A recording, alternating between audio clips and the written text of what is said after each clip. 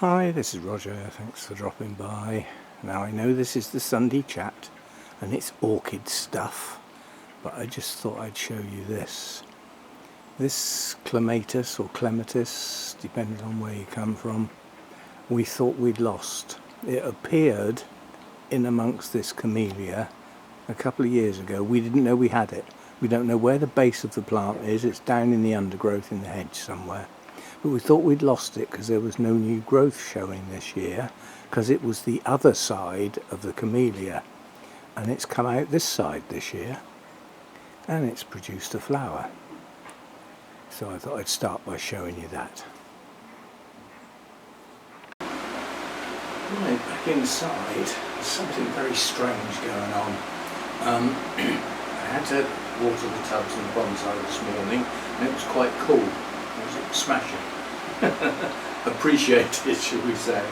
And I came through here to go outside to film that clematis, and it's really warm in here. It's actually 27 degrees out here, 26, 27 degrees. And I thought, why? There's no sun. And it's cool outside. What on earth is going on? So anyway, I came back in, went and grabbed me coffee, and I'll open the door and put the fan on full blast to try and get some of the heat out.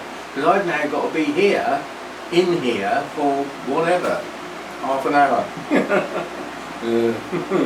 But we will turn the fan off, so we all think we've gone deaf, or I've turned the sound off. Right, silence, wonderful. Now, I have mentioned that on the Sunday chats I want to go back to having a specific orchid thing on the end, and under normal circumstances, providing I don't forget either, I will mention it at the beginning so that you know what's coming at the end. And today's bit on the end is going to be, I've downloaded an older video. It's from about 1.5 years ago, something like that. And it's a new orchid at that time, and I'll edit the clip because it was quite a long video, an unboxing video obviously, and I'll edit the bit out where the plant came out of the box and we had our first look at it, and then we'll have a look at it as it is today, because of all my orchids I haven't got another orchid that's got that big a difference. Maybe some of the cymbidiums perhaps, but this one specifically. So that's what I'm going to do on the end. There'll be an old clip brought forward and then a new clip on the end, which I will film today at the end of this video. And we'll slot the old clip in the gap. So that's that. Right, now I'm announcing that we have a saga. It started, well, a few weeks ago now. And it's had a couple of little incidents on the way, and yesterday was a big event within this saga which I got quite annoyed at. I had to see somebody, 3-hour drive that should have been not much more than 2 hours because of the forest fire A31 closure and the detour involved. Going on roads I'd never heard of to get to where I needed to go, up north of Oxford, and basically it was a waste of time, total waste of my day. And on the way home I took the bull by the horns, because there's a direct route up there. Normally it would be up the A31, M3, A34 and the rest of the bit up the other end. Which is basically one road, but basically the A34 M3 junction is having a 4 or 5 year project done on it, which is not finished, and it causes serious delays. You can get a 3-mile tailback, but with all the hold-ups I had getting to where I needed to go, many problems, I thought I'm going to take the bull by the horns and take the sensible route home and just put up with that one hold up at that junction. Sailed through. Slowed up because the junction's got the eye in the sky cameras, you know, the average speed cameras, so you go slower, we get ticket, and basically slowed down for that area and then pulled into a very short queue for the first set of traffic lights, because to get this roundabout is now enormous. If you think a motorway is 3 lanes and a hard shoulder and a central reservation, this roundabout goes over the top. It's huge. And so there's quite a few sets, and it's a multi-junction thing. That's the problem with that junction, is it's not like a normal junction, which is a crossroads. It's got more roads coming into it than just the 4, which makes it a big deal. So there's lots. Anyway, I sailed through there, and on a Saturday afternoon, it can often be quite busy going past Winchester, straight through, onto the M27, knowing that at junction 2 it's going to be closed and I've got to come off. I thought, well, there'll be a queue for that, won't there? Nope, straight through. Pulled off onto the slip road, round the roundabout, down the road, and took the turning for Caddenham, which is the town at junction 1, where I can pick up the detour that goes into the forest and takes a very, it's a country forest road to get me across the fording bridge and then down, which would be my normal route back from Anna's, joining it there. Everything going along swimmingly. Up ahead, lots of brake lights. I thought, oh, here we go, what now? Stopped. Sat there for 10 minutes without moving. And then we did the stop start, and you keep looking, thinking, what the hell is it? 2.5 miles of that. And do you know what it was? 3 forest ponies on the side of the road, on the other side of the road, that the half-wits who don't drive in the forest decided they couldn't possibly go past the horses. So they just stopped. Now, because of the major hold-up, some people had come out of the campsite, whether it was the campsite owners or not, I don't know, with some food for the ponies to get them away from the road, which, by the time I got there, they were in the process of doing. Now, that can be dangerous because technically those ponies are wild. It's something I object to personally, because they eat the forest out of house and home. They eat all the wildflowers, they eat all the orchids, you know, that leaves very little for the butterflies, apart from what they call the enclosures. This is areas that are fenced off to keep the ponies out. They try and keep the deer out, but that doesn't work. They just jump the fence or the gate, they don't care. But it keeps the ponies in areas, but in those areas you don't see any wildflowers. And if there was any grass, it would look like a golf course, because it's grazed to the ground. And that's what the ponies do. And these are freeloaders. They're actually called commoners. They're people that live within a certain area of the forest, and they're allowed to graze their ponies on the forest for free. So they are owned, these ponies, but they live the majority of their life wild in the forest. They don't get fed. They have to find their own water, as far as I know. That would be fun in the conditions we've got at the moment, wouldn't it? Any grass to eat? No, it's all gone brown. So I think they're probably having hard times. Why did they come to that part of the road? Because the other side of the road is a big lay-by, because it's a viewing point out over quite a large section of the forest. So it's been deliberately set to one side. What happens when you get gatherings of people? They throw their rubbish down, don't they? And in amongst that rubbish might be a bit of food. That's why the ponies hang round the car parks, because they think they might get some food. Anyway, finally got past the ponies and I thought, whoopee, 100 yards up the road, stopped again. Now what? Now this is the right thing in the right place, but at the wrong time. The little village that you come to next, and I'm not kidding you, it's a dozen houses. They've put traffic calming in. What that basically means is like a blockage over one lane, which means you've got to stop.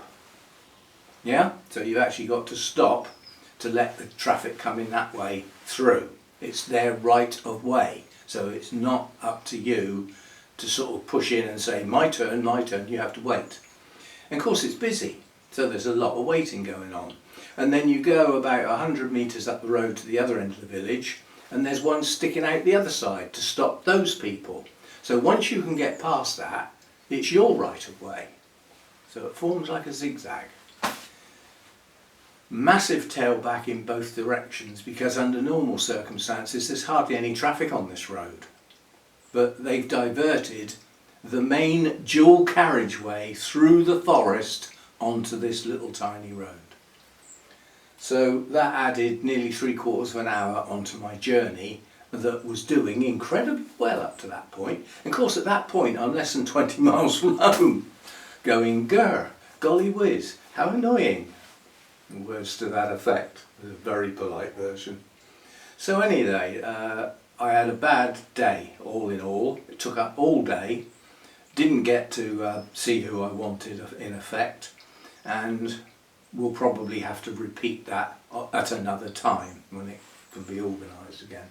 So the saga continues, and I'm not going to tell you what the saga is until it's finished, and then I'll review the whole saga, including yesterday, which I don't think I'll ever forget that. What a journey. As I said, I went on roads I'd never heard of. I went on roads I wished I'd never seen, and I don't want to see again, thank you very much. Still, needed to be done. So, but you know, unsuccessful as such. Didn't see who I wanted to. So that was yesterday. I did say I might be out all day Saturday, and I was. It was quite late when I got back. Now we've got a buzzy fly in here. You've got the whole world to fly in. Why did you pick in here? Now it's flying literally in and out of the door. I hope you get caught in a spider's web. Because the spider's out over there. Just the one at the moment. It's not big. I'd rather not have it land on me, I must admit. And it lives in that little triangle up in that corner, up on the... Round this, there's a shelf effectively where the perspex meets the side walls. There's like a little ledge. It lives up in there. I don't know what sort of spider it is. It's highly likely to be a false widow, on its way up to being quite a large spider, if it ever makes it. Who knows? But with the I won't say outbreak, but with a few more scale getting about on some plants and some mealybugs, I thought I'd finish with the open door because the weather has broken. It's going quite cool next week and there's a lot more rain about. I don't know whether I'm actually going to get any here. There's a rumour there might be some blowing across on Tuesday. It won't come to much, and it certainly won't clear the drought. They've said that, and it needs weeks of rain to clear the drought effect now. So yeah, big deal. So should cool down next week. If it does, I'm hoping to attack that bamboo and get the mess cleared up that Hannah left, because as I said, when she was down and we were doing the work, it just got too hot, it had to be left. I'm hoping to get the rest of that bamboo down somewhere near the top of the fence. Hannah got a fair bit of it down, but there's more to go. So I'm hoping to do that, and I'm hoping to get the first coat on the fence in the corner where the decking is. So I'm hoping to get that done. Now my son, that helped me put the decking back together, all except this last board that's giving me grief, he is a personal trainer and life coach, so that's what he does. He's got his own studio and everything, so that's what he does for a living. His other half teaches, but she does it remotely. She does it online, as far as I know. And of course they've got the youngster, little Bodie. And what they do is, it's like a sideline, because they live effectively in a converted horse box, giant horse box. It's pretty good inside. It's been done at a very, very high standard, but you wouldn't necessarily want to be living in an environment like that. in this weather, in this heat, but it is fully air conditioned, so it wouldn't be too bad.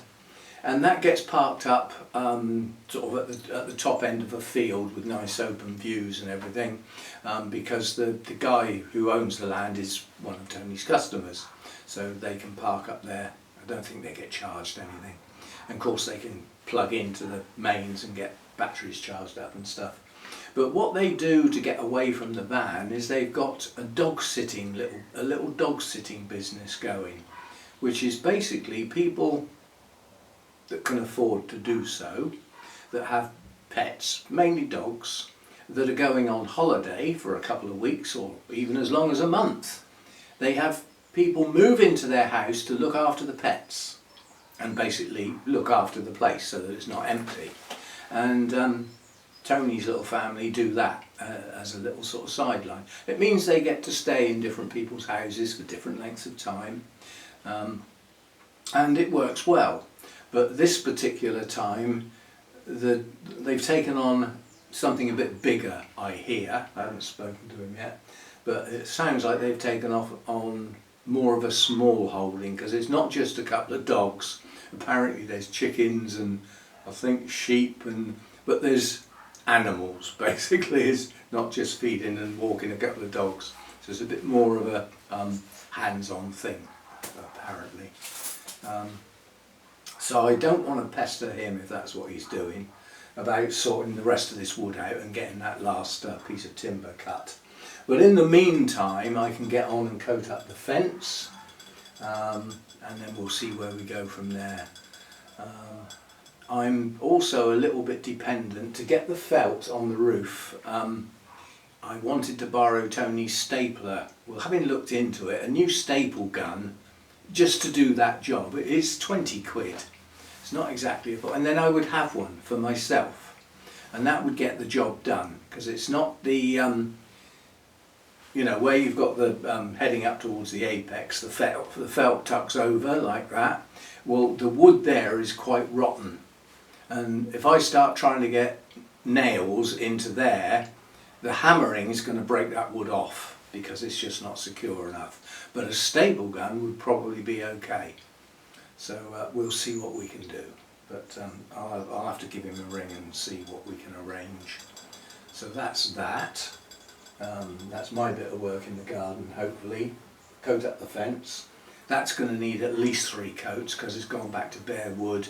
It's very old, dry, not far off being replaced type wood, but I'm hoping that getting it coated up will at least make it last quite a while longer, because the landlord's not going to want to do anything. I know what she's like. We shall see. It's quite a big job to replace it, because between the last of the good posts, that's the fence behind me, the good one, between the last of that fence and the corner of the property are 2 posts, and they've both broken off at the base. Now I've fixed in place the first one, the one we can see, by actually attaching a panel of wood to the post and to the corner of the shed and screwing it in.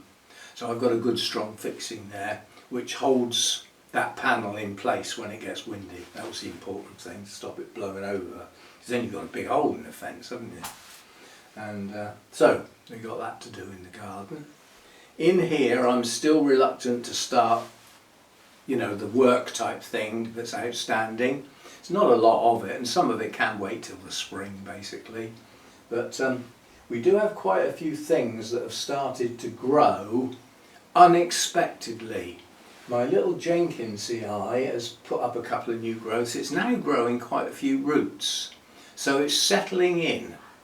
The Lindleyi next to it, or aggregatum some people call it, that's got a huge new growth coming out. It's totally the wrong time of year, but tough. We'll have that if it's going, because again that should produce roots. So both of those plants are actually doing okay.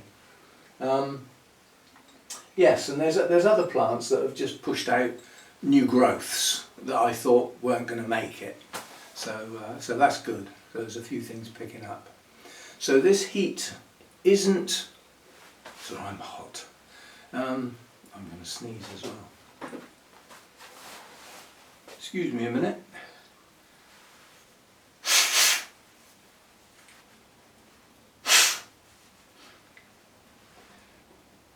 probably going to sneeze anyway. Fire one. I'm not one of these that needs 8. It's just the one will do the job. Do it properly. I always think of a sneeze as a rachu. And if you do a proper rachu, then you only need 1. If you go, you'll need about 8. Do a good one. Anyway, that's probably because I've got the door open. It's probably pollen getting at me again. I've suffered quite a bit with that this year. Don't normally, but yeah, it's got me a few times this year. So be it.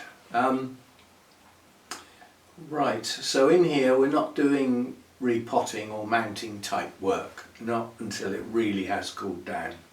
And then you stop and think, we're heading towards autumn now.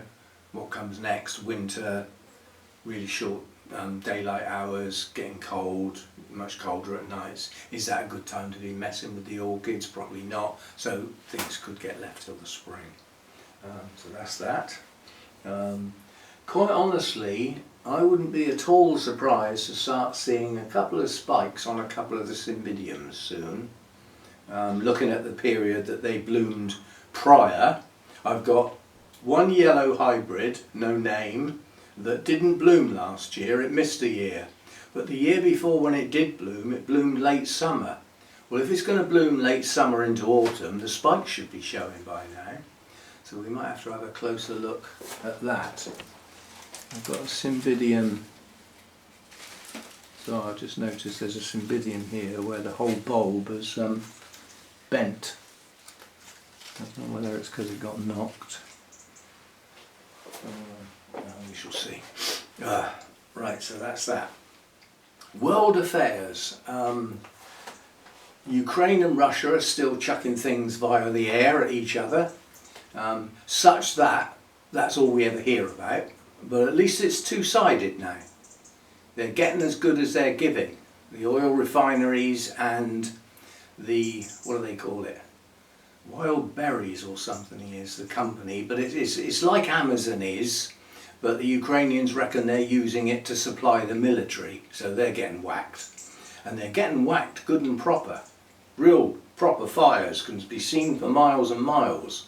So the ordinary people now know it's going on, because the state media would have withheld all of that information. And all of these mums who've seen their sons go off into the army and they don't come home anymore, they're going to catch on. The trouble is they just believe what the state media says. It's like indoctrinated into them that the state media knows what it's talking about. Well, it does. It's, you know, it's only telling them what it thinks they need to hear and withholding everything else. That's what they do in those type of countries. But anyway, so they're chucking stuff at each other over the sky, and there's still the front lines. There's still soldiers dying on both sides, large numbers. The thing that I will upset some people talking about is the so-called settlers in Israel. Now, if we talk about the West Bank, to the rest of the world, it's called the occupied West Bank, because it doesn't belong to Israel. They've taken it and occupied it. And these settlers, young yobs basically, are burning people's homes, killing their livestock. And the latest saga that there was some film of, so you can't deny it's happening, it is happening. Don't do the, oh no, they don't do that sort of thing because they're lovely people. No, they're not. They're lovely people at all. They basically surrounded like an enclave, a few houses with a sort of wall round, cut off their water and cut off their electricity and effectively laid siege to them. The military came along and shooed them off, you know, like, come on lads, let's move along a bit here. And they moved a bit down the hillside. As soon as the army left, they came back again. They weren't deterred at all. And so it goes on. They're just taking away people's homes and driving them out. The idea being that where it is splits the country. So if it's occupied, the idea of two states, a Palestine and an Israel, can't actually happen. This is encouraged by elected individuals in Parliament. And we all know what's going on in Gaza. It's not on the news anymore, but you know, they've got these lines of defence well into Gaza, not on the original border, like halfway towards the sea. They're building big walls, setting up posts, observation posts and everything, and anybody who comes within a certain distance gets shot in their own land. So that's what's going on out there. Doesn't matter what caused it, that was years ago. How long do you hold a grudge? How long? Bearing in mind you were aggravating the country involved all the time by doing things like the West Bank. Same in Lebanon. They've moved in to the south of the country, pushed everybody north, and are systematically destroying every single building and occupying that part of the land. So even if they move out, what have the people got to come back to? There's nothing left standing. That's what they did in Gaza. They flattened everything. They just took everything down to the ground. That's what they do. And they're still doing it. Every single day.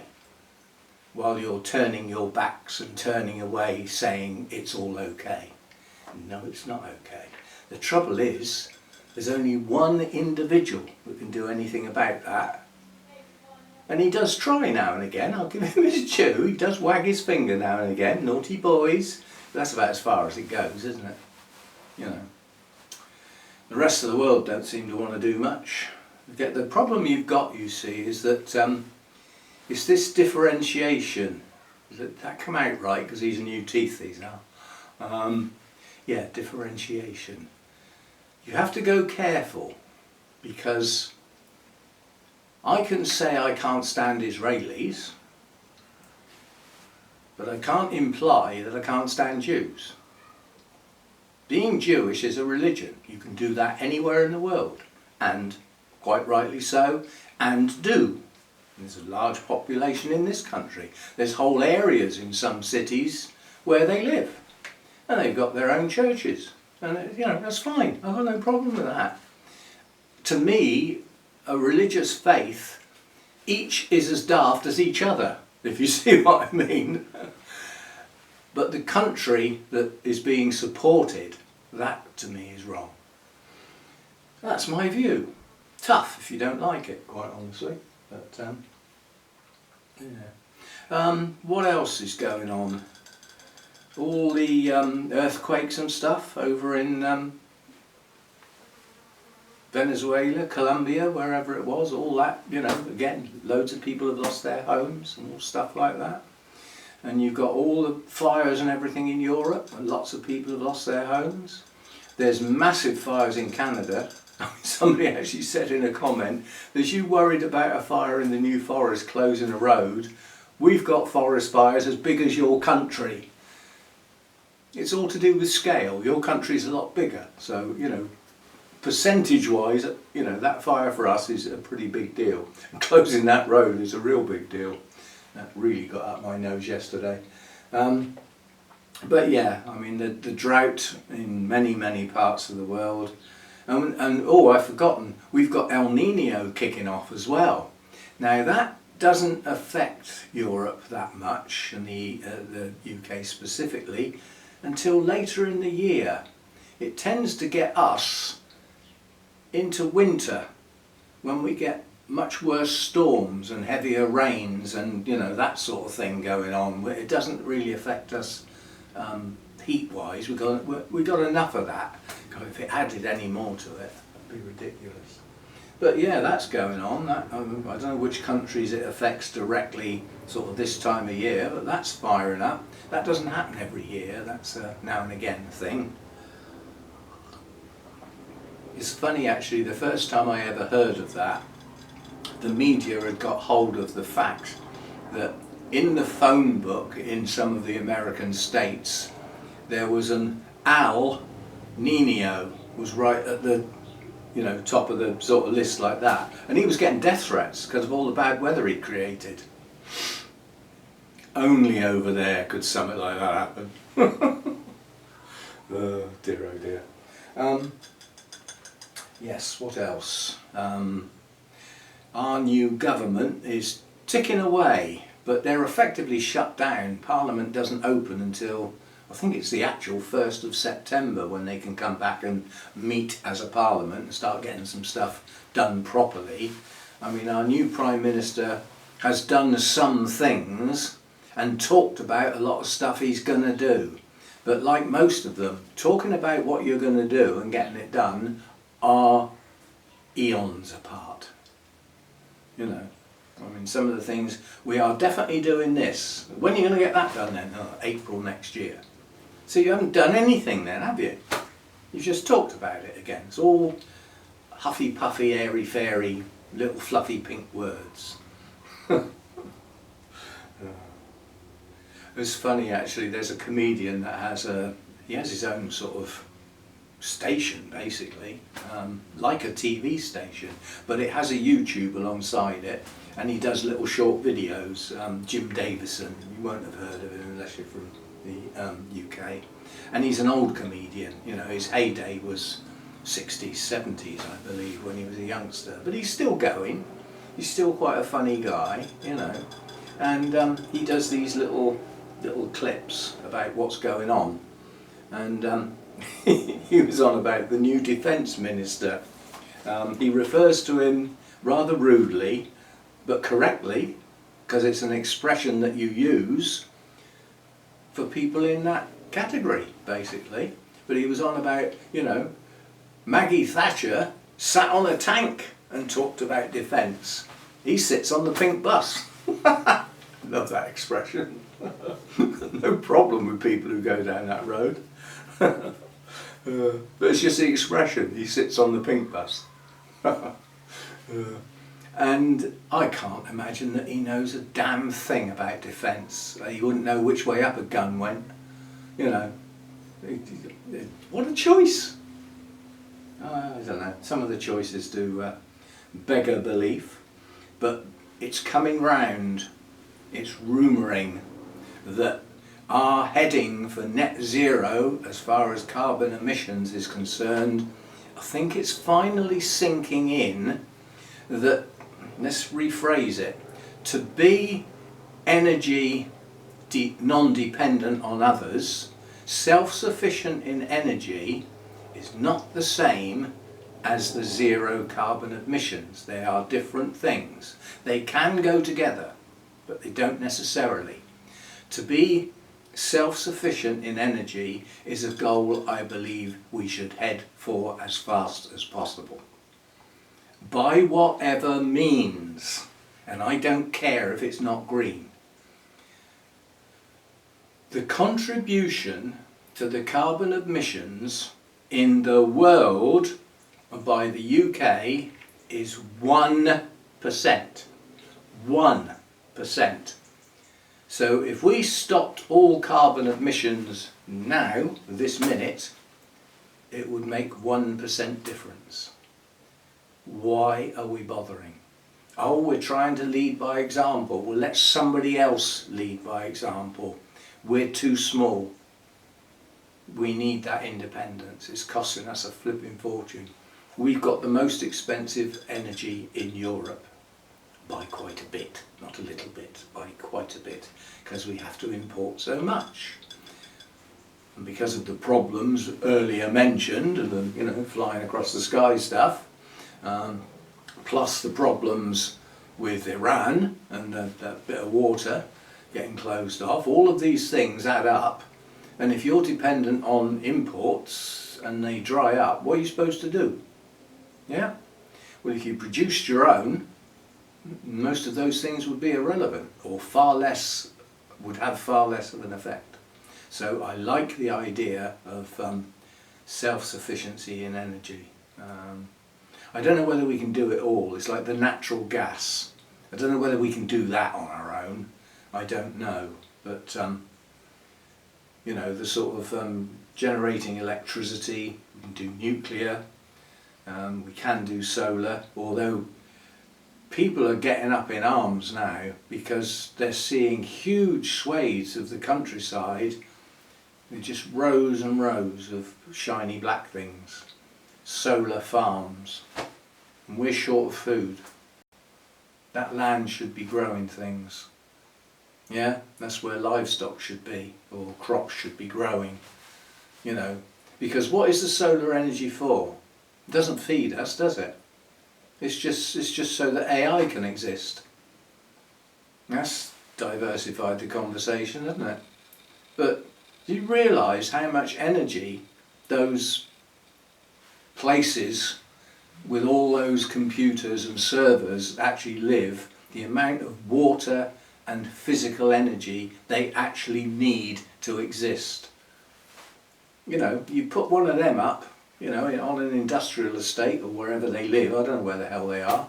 I expect they keep them quiet. But wherever they are, you know, it's just draining.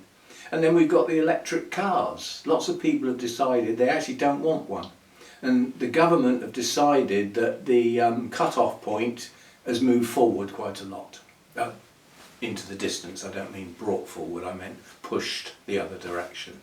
So it's not going to come as fast. The infrastructure is still not there. And because of the way we work with our energy and our infrastructure for that, getting it around the country, big ugly pylons all across the countryside, because it's too expensive to dig a hole and put it underground, trench rather, yeah, you've got the problem. They did say, if you've got a very large town, or you know, sort of city or something like that, and you decide that your fleet of buses is going to go electric, well, come the end of the day, they're all going to plug in to charge their big batteries up. Nobody else is going to get much electricity because they will drain the infrastructure to charge that physical amount of giant batteries up. So the drain on the infrastructure would be absolutely massive. It's the same as if near you there was a huge haulage company and they decided that they'd have all electric lorries to transport everything around the country, which we need done. Things do need to move. They come in by sea, they need to get to there and there. Trains aren't much good nowadays, although some still goes by train. But yeah, so an electric fleet of lorries, you know, where do they get charged up? You know, a lorry must be the equivalent of what, 30 cars each? And it's just not there. The infrastructure's not there. So, and we still haven't got to the point, because they're keeping it incredibly quiet, is the lifespan of the batteries in an electric car. It's not indefinite. Those batteries, like all batteries, will eventually die. And when they do, you've written your car off. Because the cost of the new batteries would be greater than anybody would be willing to pay. The insurance company ain't going to pay for it. So you've just lost your car. You've got to go and buy another one now. And you're going to get nothing for your old car. It's just spare parts, isn't it? If it's a write-off. These things don't get, well, they do get thought through. This is all knowledge, but it's not put out there. There's a lot of people don't know these things. So we got that problem. But yeah, the more energy we can create for ourselves, the better. That really does make sense. I'm all for that. So, you know, I mean, they've said, oh, we don't want nuclear power. What if it goes wrong? How many times in the history of nuclear power has it gone wrong? How many people have car crashes? How many of you watching have had a car crash and written a car off?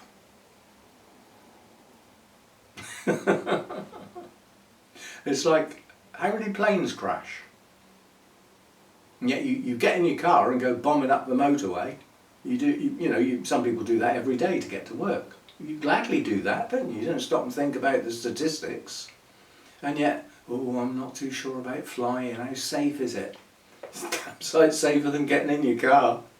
It's the same with trains. They don't crash very often, do they? Although we have had a pretty bad one recently here. See, that's gone all quiet.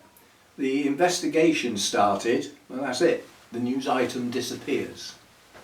Basically, a train was going along and it derailed, and unfortunately it was on a raised embankment, and the last 3 carriages rolled down the embankment, and one of them rolled into effectively like a ditch. But nobody was killed. There were some injuries, but most people climbed out the carriages and walked to the nearest town, you know, along a footpath.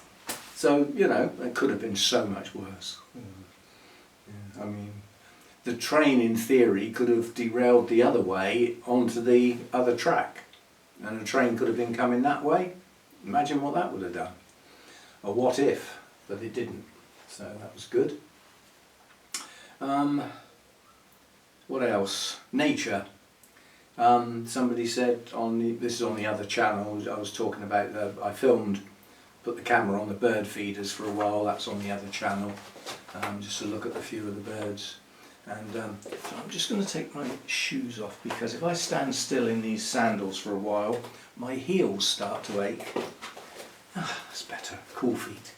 And they were saying about, you know, do the birds suffer a bit in the drought? Well, yes, they do. The problem we've got is that a lot of birds this time of year, many are summer migrants, they feed on insects.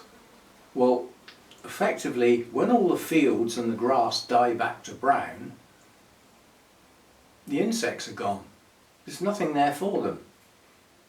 So a lot of the insects start to die.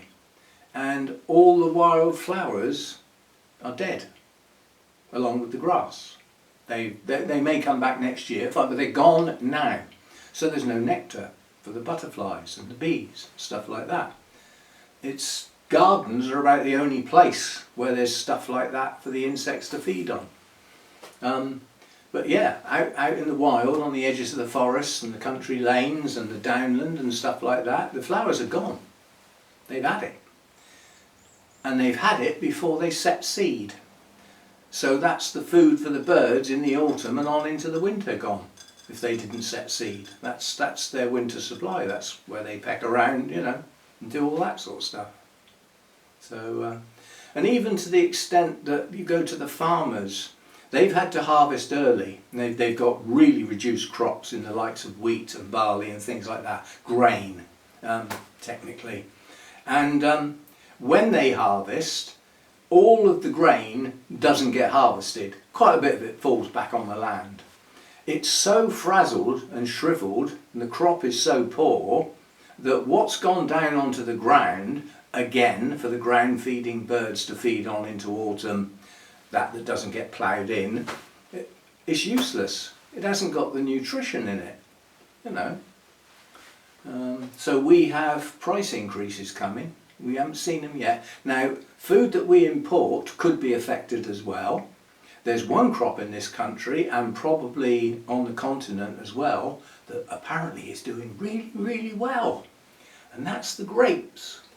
What do grapes make? Yippee! So I'm happy about that.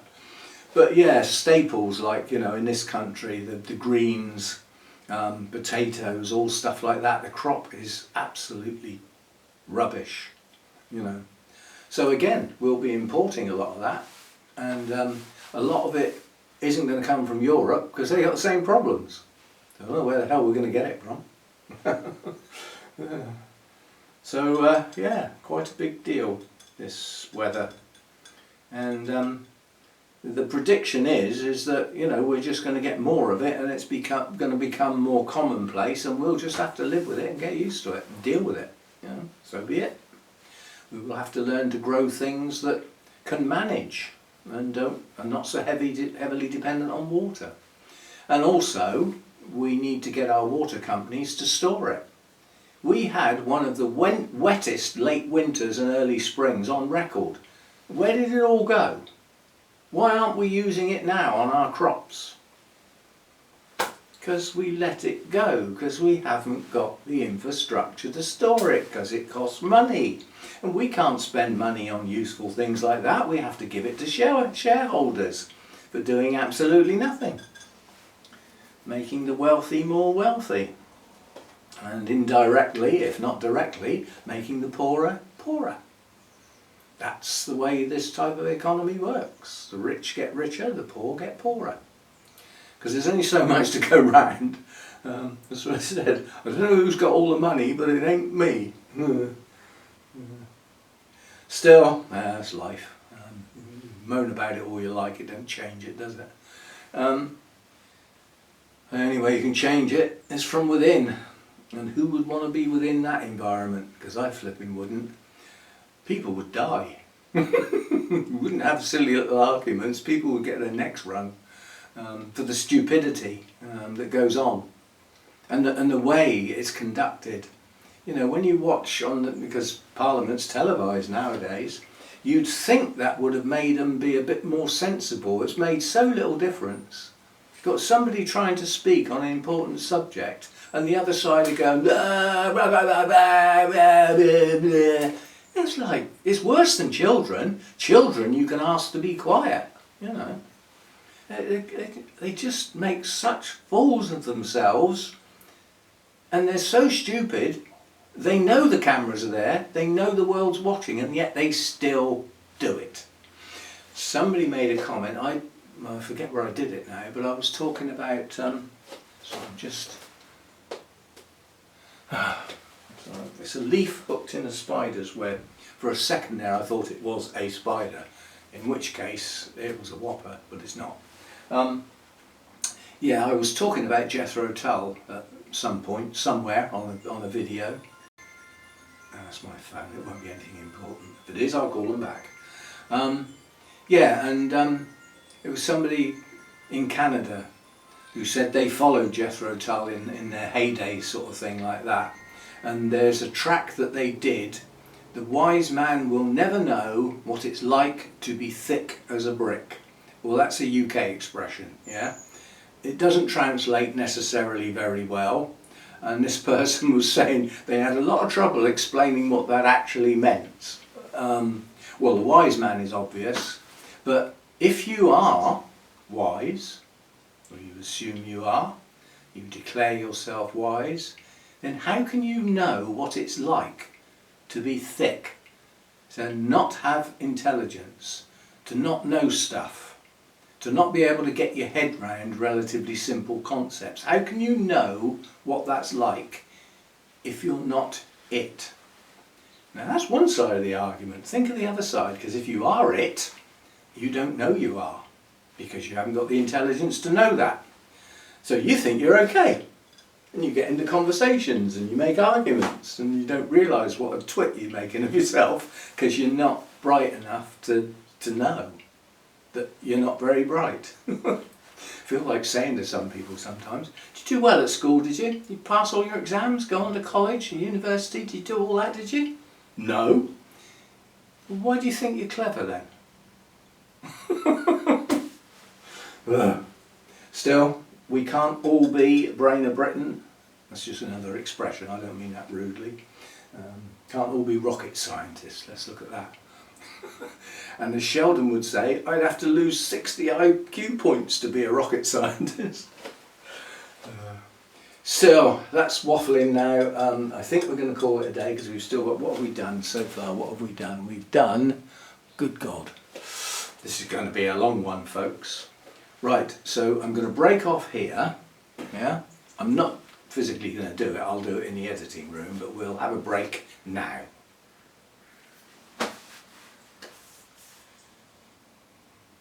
And I didn't do it because I forgot to say why we're having the break. I'm now going to show the clip of the orchid coming out of the box and a quick chat as it was when I got it. Now we take the break. Right, we've got to the plant now. Well, there's an awful lot of greenery in here, so it's a plant with a lot of leaves. And just peering in the top, I'm not absolutely certain I can identify the type of orchid yet. I presume it's an orchid.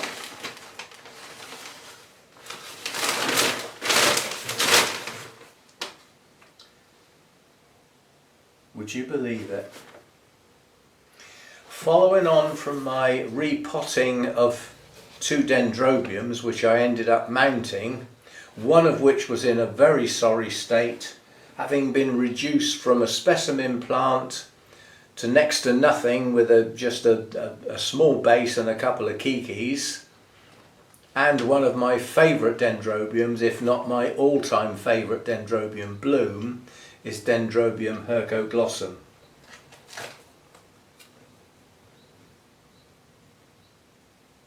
So we have the start of a new plant. And this is a nice, strong, healthy plant. Wow. Doing an instant now, chucking everything on the floor. I'm not normally an untidy person. Now, what we've got is a pot. We have an open pot. And some tape that's been put round to hold the media in the pot. I'm fine with that. The one thing I might not be so keen on that we might have to put up with, let's just get me scissors. I cut that there and then I can start pulling around here. Yes, I can now see what's going on. Now what we've got here can be a problem. So this has come from the Far East, basically, somewhere like Thailand, Taiwan, Laos, but somewhere out there, because this is how they often package things. What you've got here is coconut husk, not coconut fibre, coconut husk. And what they do is they put often moss or some media around the roots, and then they enclose it with the coconut husk, and normally they then tie it or wire it to hold it all together. And that's how they grow. Now the coconut husk eventually rots and breaks down and the roots push through. Now where this comes from, you've got a lot of heat and a lot of humidity, and this media costs nothing. Basically it's lying around on the beach. So it's a very useful thing for them to do. But when you get them over here and you want to repot, it's incredibly difficult, because the roots end up getting into that coconut husk. So if you try and remove the coconut husk, you tear the roots and you end up doing a fair bit of damage. I've had cattleyas and other things potted this way before. But what this looks like it's been done is it's been put in the coconut husk, and then that has been put in an open pot. And now there's quite a few roots showing. There's new growths on the plant. It's a very healthy plant, there's no doubt about that. It's got lots of new growths on it, including some very new ones at the base. It's a lovely plant. Right, welcome back. Now I've got my brain in gear. So instead of holding this, I ought to drink it. Half of it's on the floor. And at least it didn't land on my shoes. Right. And now we're going to look at the plant as it is today. It's behind you. No, it's not. Yes, it is. And this is what it looks like today. So it's had a transformation. It came out of the cocoa husk. We didn't lose all the roots as expected. It came out a lot better and easier than expected. That's not in the video clip. And it's now turned into that. And as you can see, this is a bit of a beast. The canes that it had when it came out of the box are these. You know, they were like here. So this is all the growth so far. Now that plant arrived in May 2025. So okay, this is a year and a half's growth, but we have a mass of new growth up the top. Number of new canes is quite ridiculous. I'm not going to try and count them even. I'll just have a quick go, because it's difficult to even see them all because they cover each other. So 1, 2, 3, 4, 5, 6, 7, 8, 9. Then over this side 10, 11, 12, 13, 14, 15, 16, 17. We're heading up towards 20 new canes. What's that going to do to that bush? Because these are destined to become these by the end of next year. These are this year's growths. They will push on. They will carry on growing through the winter, a bit slower, but they will carry on growing. They won't stop. And then by the end of the next year, they'll be down here. These down here are still growing. These haven't finished yet, so they're not up to full length. Some of them, no, most of them are still growing. I think some of them might have their terminal leaf now, but most of them are still growing. So I've just spotted a mealybug, an ex-mealybug, it's a ceased to be. Yes, so these may still grow another 6 inches or more through this winter. Some of them, depending on their age, may drop their leaves, so we may start getting some deciduous canes. There are a few on the plant, but they are thin on the ground. There aren't many, but there are a few. It is a deciduous dendrobium after 3 years. It blooms best on the canes that became deciduous in a particular winter. Those bloom well the next year. But you also get blooms on canes that are heading towards that point but still haven't dropped their leaves. I predict that we will get a mass blooming on that next year. So that's it as it is now. It lives there. So it gets a fair bit of airflow, gets watered most days. That will slow up as we head into the colder weather and the shorter amounts of daylight, because it won't be growing as much or as fast. So there we go. Right, this is the end now. What do you mean, goody? What do you mean, at last? But we still have to do our thank yous. Now, I've got no new members to mention this time round on YouTube or Patreon, but as always, I say thank you to those that are still with me. Last time we updated, I actually lost a YouTube member on the high tier, which is, you know, that's a fair old loss. But as I've always said, people leave for their reasons. Could be financial, could be all sorts of reasons, and quite honestly, it's none of my business why somebody chooses to leave. But so far, you know, so for the previous week up to today, it's remained static. No new members on either side. So thanks to those who've remained with me. It is appreciated.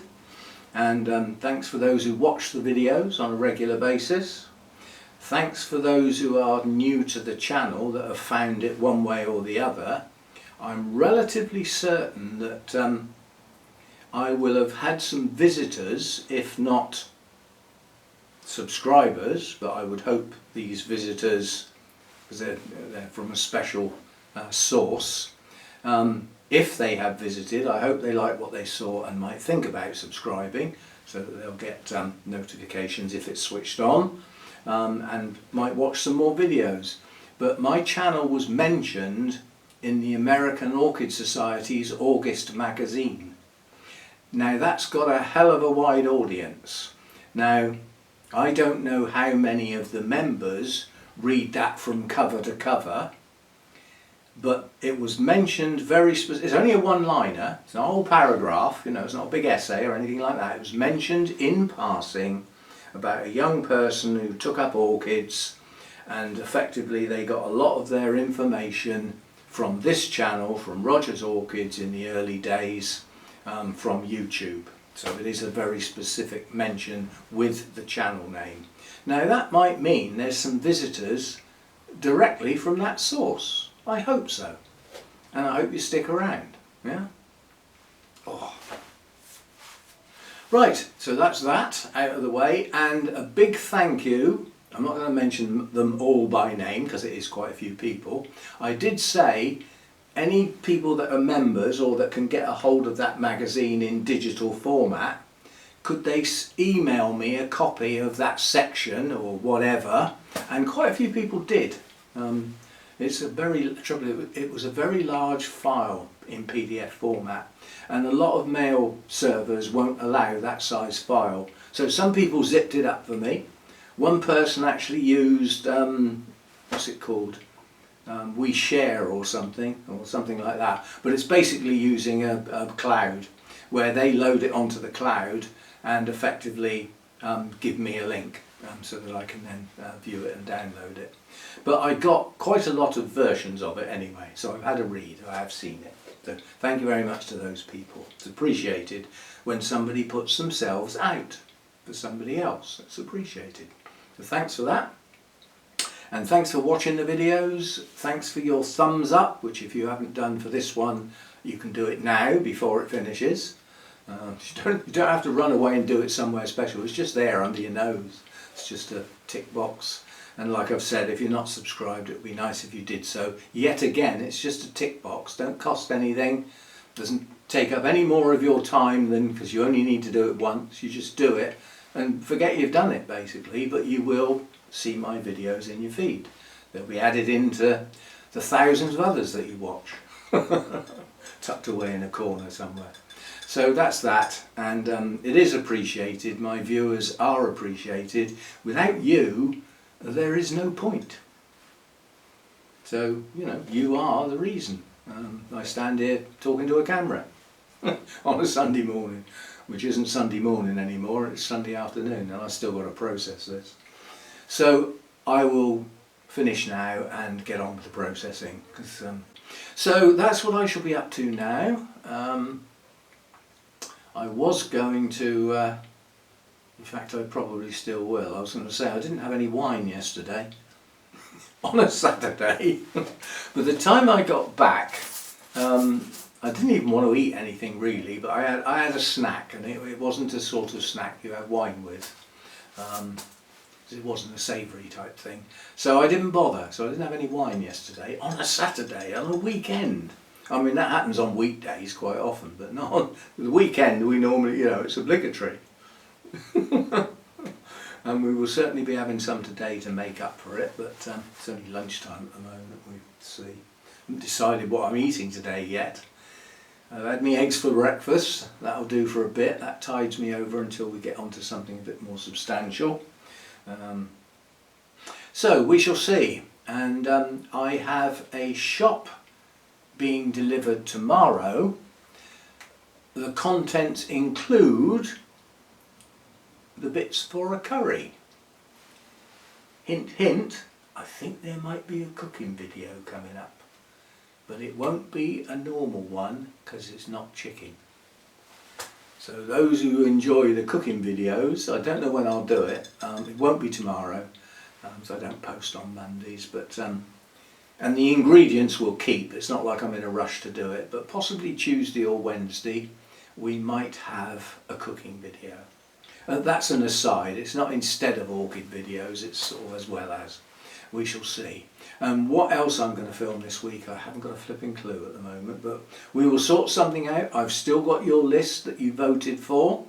There's still quite a few items on that I can do, so we'll sort something out. We'll get something done. And in the meantime, enjoy yourselves, enjoy our wonderful world that we live in at the moment. If you're in a place where it's not enjoyable, well, I hope it gets better for you. Simple as that. There's some places I don't think are ever going to get better. I mean, I can think of one. So many big nations have gone in and tried to help Afghanistan and failed. Basically, the Taliban rule. They probably always will. Will they ever mellow and make the lives of the citizens good again? Probably not. It's not in their vested interest, is it? What would they gain from it? They don't get anything, do they? They take everything that there is, by force if necessary, and then just leave people to get on with it. There's no proper government, there's nothing. You know, the girls have to leave school when they get to whatever it is, 11. It's actually illegal to be educated after that point. You can get severely hurt for getting caught. That's an understatement. Yeah. You know, and I mean, out in the wilds in a country like that, women can still get stoned to death. It's like, It's like going back to the Stone Age, the Dark Ages. But that's how they are. That's how they always have been. Is it another country's business to poke their nose in and try and change their ways because they don't like it? That's a rhetorical question. I don't expect an answer because most people won't have one. So I will see you next time, and try and enjoy what there is in the world that can be enjoyable wherever you are. And if you're sitting looking at a load of smoke and it's heading your way, move. I don't mean move, well yeah I do mean move. Be somewhere else, get away from it. You won't, there are some of these fires you cannot outrun. There's no point in trying, I wonder how many pets have been lost, all that sort of thing. And the wildlife, I wonder about all that, especially in some of the really larger fires. There's going to be more, there'll be more of it, it's not finished yet. But we may get some rain next week. Parts of the UK will be getting rain, some of it quite heavy. That's not going to end the drought, but it will take the risk of fire right down to next to nothing, because wet through stuff don't burn so good. Whether we get any around here or not, I don't know. But the New Forest fire has been surrounded. They have it under control in as much as it can't spread anymore from where it is. That doesn't stop it flaring up within that area, because when a fire rushes through with a wind behind it, some bits only get partially burnt. Well, that means there's still something left that can burn. So they might get some flare-ups now and again, but it's not going anywhere. So we shall see. And I will see you next time. Thanks for stopping by. Sorry it's such a long one. Some people love it, some people have long since gone. But for those who stick through this, thanks a bunch. See you next time.